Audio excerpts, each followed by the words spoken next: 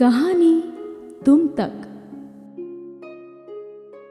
शिमला शहर में रहते हुए मुझे 6 महीने बीत चुके हैं। मैं यानी कबीर, मेरी उम्र 24 साल है और मैं यूपी में अपने गांव की जिंदगी से ऊब चुका था और पहाड़ों में रहना चाहता था। जीवन में कभी पहाड़ नहीं देखे थे मैंने, और इंटरनेट पर पहाड़ों को देख देख कर दिल दे चुका था। सुना था कि पहाड़ों की लड़कियां बहुत खूबसूरत होती हैं।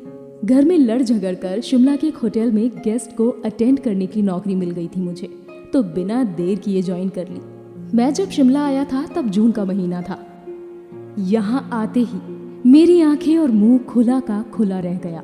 ऊंचे ऊंचे पहाड़ और पहाड़ों पर बसे घर, जैसे किसी ने रंग बिरंगे डब्बों को एक के ऊपर एक रख दिया हो। इस शहर की खूबसूरती मेरी आंखों में समा ही नहीं रही थी। मैं बेहद खुश था और इस शहर में रह जाना चाहता था, हमेशा हमेशा के लिए। रहने का इंतजाम होटल वालों ने ही सभी वेटर्स अटेंडेंट्स के लिए एक गेस्ट हाउस में किया हुआ था। मेरे रूम की खिड़की पहाड़ों की तरफ खुलती थी। इससे ज्यादा मुझे और क्या ही चाहिए था। मेरा पसंदीदा शहर, एक ज़रूरतें पूरी करने वाली नौकरी, और अब सुबह उठते और सोते खिड़की से कभी ना मन भरने वाला नज़ारा। लेकिन मैं ये भूल गया था कि किसी भी चीज़ को ज़रूरत से ज़्यादा प्यार करना एक तरीके से उस भावना का अंत करना ही होता है। मेरी लाइफ एकदम परफेक्ट चल रही थी जब तक वो मेरी ज़िंदगी में नहीं आई थी। यूं तो इस शहर में पूरे साल ही टूरिस्ट का आना जाना लगा रहता है, लेकिन नवंबर से फरवरी तक हैवी सीज़न माना जाता है, तो टूरिस्ट का आना इस सीज़न में ज़्यादा बढ़ जाता है और शहर में भीड़ भी। दिसंबर और जनवरी में स्नोफॉल की वजह से लोगों का आना और भी ज़्यादा हो जाता है। ऐसा मैंने सुना था कि तब सांस तक लेने की फुर्सत नहीं मिलती। दिसंबर का महीना था। मुझे सुबह होटल रिसेप्शन से कॉल आया। हेलो कबीर, मैंने इस तरफ से जवाब दिया। हाँ, क्या हुआ, इतनी सुबह सुबह फ़ोन क्यों किया? मैंने ऊँगती हुई आवाज़ में जवाब दिया। बात पूरी होने पर पता चला कि एक गेस्ट को लेकर आना है दिल्ली से, जो हमारे होटल से लगभग 2 किलोमीटर की दूरी पर था। मैं फटाफट तैयार होकर दिल्ली के लिए निकल गया। कॉल मुझे ही इसलिए आया था क्योंकि मैं पिछले 4 महीनों से पहाड़ों में गाड़ी चलाना सीख रहा था, तो अक्सर गेस्ट को लेने मैं ही जाता था। मुझे दिल्ली पहुंचे 20 मिनट हो चुके थे और गेस्ट फ़ोन नहीं उठा रहा था। मैं खींचने लगा, लेकिन किसी को अपनी खींच नहीं दिखा सकता था, क्योंकि चाहे गेस्ट कोई भी गलती करे, हमें चुप रहना ही सिखाया गया था। 20 मिनट बाद मुझे कॉल आया। आप कहाँ हैं? एक लड़की की आवाज़ आई उस तरफ से। मैंने अपने गुस्से पर कंट्रोल करते हुए जवाब दिया, मैडम मैं तो यही लोकेशन पर खड़ा हूँ, आप फ़ोन नहीं उठा रही थी। उधर से आवाज़ आई, हाँ वो मैं पहाड़ों को देखने लगी थी, कितने खूबसूरत लगते हैं ना ये। मैं मुस्कुरा दिया। फिर वो बोली, ओह सॉरी, मैं आती हूँ, आप रुकिए ज़रा। हाँ। 10 मिनट बाद एक लड़की मेरी गाड़ी में आकर बैठी। सफ़ेद सूट पर उसने नीला कार्डिगन पहना हुआ था और उसके बालों का उसने ढीला जूड़ा बनाया हुआ था। वो बैठते ही अपने हाथों को मसलते हुए आंखें बड़ी करते हुए बोली, मैंने पहली बार पहाड़ देखे हैं, कितना खूबसूरत शहर है ना ये। बाय द वे आपका नाम क्या है? कबीर, मैंने अपना नाम बताते हुए कहा और कहा, अब चलें? हाँ हाँ, मैंने कब मना किया है। होटल पहुँचते पहुँचते हमें 8 बज चुके थे। पूरे रास्ते वो बस बोलती जा रही थी। जहाँ मन करता गाड़ी रुकवा कर पिक्चर्स क्लिक करने लगती। कभी गाड़ी से उतरकर बड़े बड़े पेड़ों को देखकर उनसे छनकर आती ठंडी हवाओं के सामने बाहें फैलाकर उन्हें खुद में बसा लेना चाहती थी। जैसे जो सवाल मुझसे करती उसका जवाब भी खुद ही दे देती। मैं मन ही मन मुस्कुरा रहा था कि ये तो बिल्कुल मेरे जैसी है। पहाड़ों को देखकर किसी को इतना खुश होते, मेरे बाद मैंने किसी और को आज देखा था। शाम होने पर मुझे उस लड़की का कॉल आया। हेलो कबीर, मुझे मॉल रोड घुमाने ले चलोगे?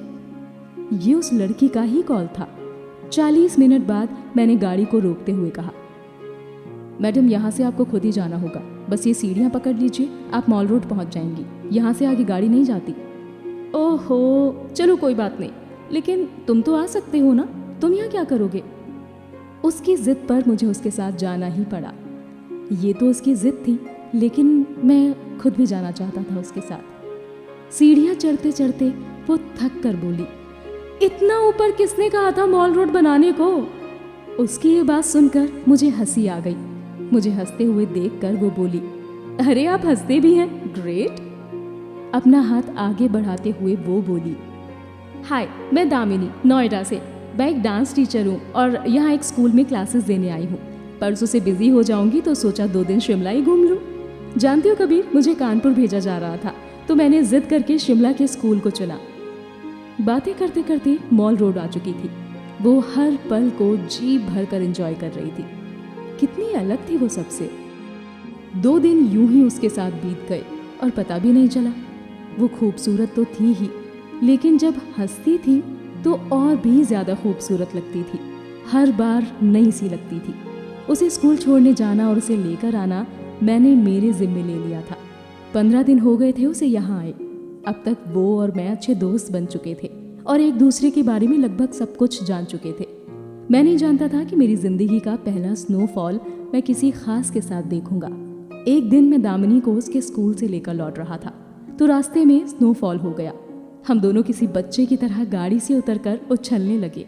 उस दिन मैंने दामिनी को अपने बहुत करीब महसूस किया, इतना कि अब किसी और को इतने करीब नहीं आने देना चाहता था। मैं और दामिनी एक दूसरे की आंखों में एक दूसरे के लिए कुछ महसूस होता हुआ साफ साफ देख सकते थे। इन पहाड़ों ने मुझे आज सब कुछ दे दिया था। हम दोनों ठंड में सिकुड़ते हुए होटल पहुंचे। अगली सुबह जब मैं दामिनी को ले जाने के लिए निकला तो मुझे मेरे होटल स्टाफ के एक दोस्त ने रोककर कहा, कबीर सुनो, तुम रहने दो, मैडम को मैं छोड़ आता हूँ। आज स्नोफॉल काफ़ी है, तुमसे ड्राइव नहीं हो पाएगी। लेकिन आज मैं किसी की नहीं सुनने वाला था।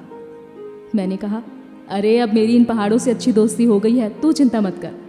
कहकर मैं निकल गया। मैंने आज दामिनी को अपने दिल की बात कहने का मन बना लिया था। उसके लाख कहने पर भी मैंने एक नहीं सुनी। मैं दामिनी को उसके स्कूल से लेकर निकला। दिल बहुत जोर से धक धक कर रहा था। चुपचाप बैठी गाड़ी की खिड़की से स्नोफॉल को देखती दामिनी पहाड़ों में गूंजती किसी गजल सी लग रही थी। मैं कॉन्वेक्स मिरर से उसे चुपके से देख रहा था। तभी मैंने महसूस किया कि गाड़ी में कुछ खिंचाव सा आ रहा है। क्या हुआ कबीर? दामिनी ने पूछा। कुछ नहीं, वो बर्फ की वजह से होता है ऐसा कभी कभी। मैंने लंबी सांस लेते हुए कहा। ढलान पर गाड़ी चढ़ाते हुए मैंने पाया कि गाड़ी मेरे कंट्रोल से बाहर जा रही थी। मैं पूरी कोशिश कर रहा था कि कैसे भी गाड़ी को रोक दूं, लेकिन अब तक गाड़ी का कंट्रोल मेरे हाथ से जा चुका था। गाड़ी में एक जोरदार झटका आया और गाड़ी पहाड़ी की तरफ झुकने लगी। दामिनी जोर से चिल्लाई, कबीर! मेरी सांसें अटक गई। दामिनी उसी खिड़की से नीचे लटक रही थी जिससे वो कुछ वक्त पहले इस मौसम की खूबसूरती को आंखों में बसा रही थी। ये देखकर मेरी सांसें, मेरी रूह, मेरे दिमाग ने काम करना बंद कर दिया और शरीर जैसे जम सा गया। मैं कोसने लगा खुद को। बहुत बहुत ज्यादा पछता रहा था खुद की बेवकूफ़ी पर। मैंने कोशिश की कि कैसे भी करके दामिनी को अपना हाथ पकड़ा दूं। भीड़ जमा होने लगी, लेकिन कोई भी मुझ तक या दामिनी तक नहीं पहुंच पा रहा था।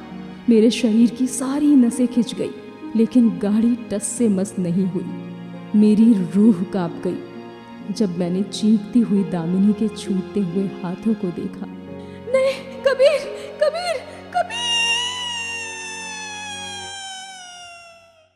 वो तेज होती आवाज अब धीमी हो रही थी। दामिनी पहाड़ों से नीचे खाई में जा गिरी और मैं वहीं रोता, चीखता, चिल्लाता बेहोश हो गया। जब आंख खुली तो खुद को लखनऊ के एक हॉस्पिटल में पाया। मैं पिछले 18 महीने से कोमा में था। जैसे ही डिस्चार्ज होकर अपने गांव पहुंचा तो मुझे लेने कुछ पुलिस वाले आए। दामिनी के घर वालों ने मुझ पर दामिनी के मर्डर का चार्ज लगाया था।